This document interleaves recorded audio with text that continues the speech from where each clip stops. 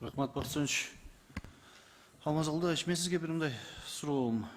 Барыбыз эле көрүп атабыз интернет блогтарынан дагы бул биздин Бишкек шаарындагы вокзалдан көлгө каттан. Ушул баягы 1000 сомго чейин көтөрүлдү, таксисттер 400-500 сомго чейин көтөрүлдү деген маалыматтар чыкты эле. Ушуга кандай мындай бир териштирүү карап көрдүңүздөрбү? Ошол баягы бир моментте ошондой жалпы соц тармактарга чыгып кетти. Ошол эле замат биздин сотрудниктер бир жолу өздөрү, по-моему, мен билгенден экинчи жолу даже антимонопольный службанын сотрудниктери менен чогуу чыгып, негизи андай факт аныкталган жок.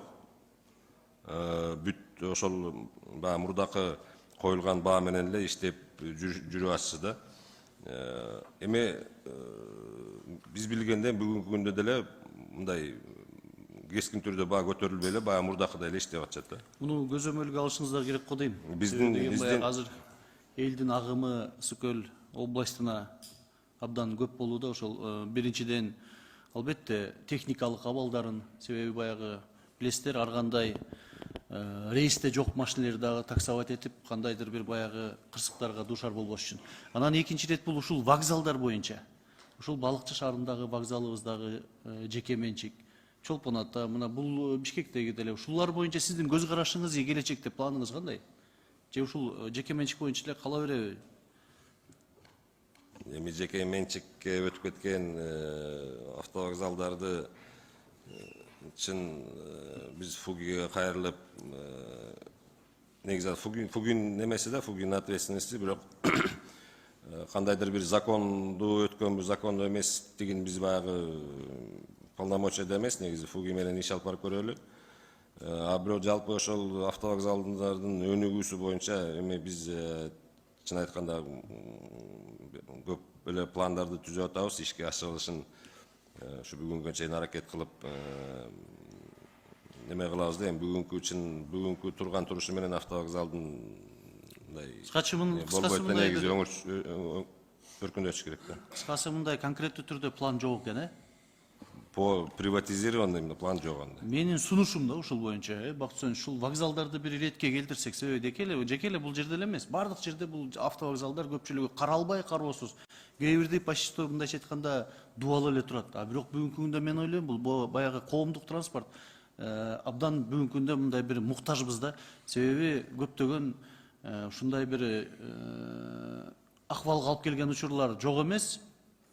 Мындай бир элементарный ошонун келбетин оңдоо, ошол алган кишилерди же милдеттендириш керек, ошону иштетип. Мейли жеке менчик калса дагы ошону автовокзал катары иштетпесе, ошол эле Балыкчыдагы, ошол эле Чолпонто, ошол эле биздики бардыгы мындайча айтканда башка багытта колдонгондор жок эмес. Ушуну бир көзөмөлгө алып, бир сиз айткандай, может, мыйзамга өзгөртүүлөрдү киргизүүдө мен ойлойм бардык депутаттар муну колдоп берет деген ойдомун.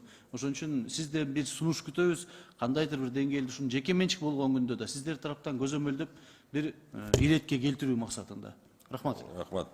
Эске алалы, бирок ошол негизи биздин автовокзалдын пландарында, мисалы үчүн Тоңдо, Баткенде, Лейлекте жаңы автовокзалдарды куруу пландарыбыз бар. Эми баарыңыздар түшүнөсүздөр, баягы каражат маселеси катуу туруп атат. Анын үчүн биз ошол жеке партнерлорду баягы мындай чакырып неметкенге аракет кылып атабыз. Ошол эгерде ишке ашып кетсе, ошондой кылат. Рахмат. Рахмат, Максатбек Канатбекович. Тазабек Ираев, дагы бир калкалдоо окшойт, сөз сизде. Максат Канатбекович, Бакытжанович эң бир туура маселени көтөрүп кетти да бүгүнкү күнү. Ошо эле Ош шаарында, Бишкек шаарында ошо элдер вокзалдарды, автовокзалдарды бардык жерде жеке менчикке өттү, же болбосо бүгүнкү күнү бир каралбай турат да, атайын бир жасалгандай, чтобы эртең жеке менчикке өткөзүү максатында. Мына биз туризмди өнүктүрөбүз деп атабыз. Эгерде биз туризмди өнүктүрөбүз, келечекте туризм менен мамлекетибизди көтөрөбүз деген бир топ деген сунуштар, бир топ деген сөздөрдү айтып келебиз, бирок тилекке каршы бул иш болбойт.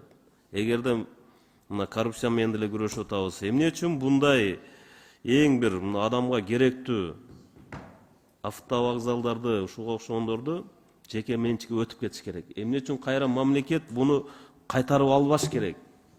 Мына ушул боюнча мен протоколдук тапшырма берет элем. Максат Канатбекович эң бир көйгөйлүү, эң бир жакшы маселени көтөрүп кеттиңиз. Ошондуктан керек болсо комиссия түзүш керек. Керек болсо бунун бардыгын мамлекет кайра кайтарыш керек. Бүгүнкү күнү заманбап ошол жерге түзүп, келген туристтерибизге, элдерибизге шартты түзүш керек. Ошонун протоколдук тапшырма берет элем. Рахмат. Рахмат, Тазабек Икрамович. Бишкек Ош автовокзал кечирип коюңуз Бактышевич. Сизге сөз берилекми, Алмаз Абдулдаевич? Күтсөңөр кичине. Мындай кылайлы, келерки сентябрда Кудай буйрса, бир комитеттин жыйынын ушу автобекеттерге арнайлы, ошондо мына силерге протокол тапшырма отдел менен бирге министрлик бүткүл ушу кайсы абалда азыр ар бир автовокзал боюнча, райондогу автовокзалдар боюнча бүт бардын маалыматты даярдагыла дагы бизге ошо ал бардын кыдырып бүтө албайбыз. Эмне дегенде көчмө жыйында бир күн көрөбүз биз шаарды, анан экинчи күнү дагы өзүнүн башка жумуштары бар. Ошондуктан сиздер жакшылап даярданыңыздар. Макулбу? Ошо маалымат топтоңуздар, а сентябрда бир комитетти ошо автобекеттерге арнайлы. Ошондо бир кандайдыр бир стратегияңар барбы, эмнеңер бар, ошону дагы даярданып келсеңиздер угайлуу. Макулбу?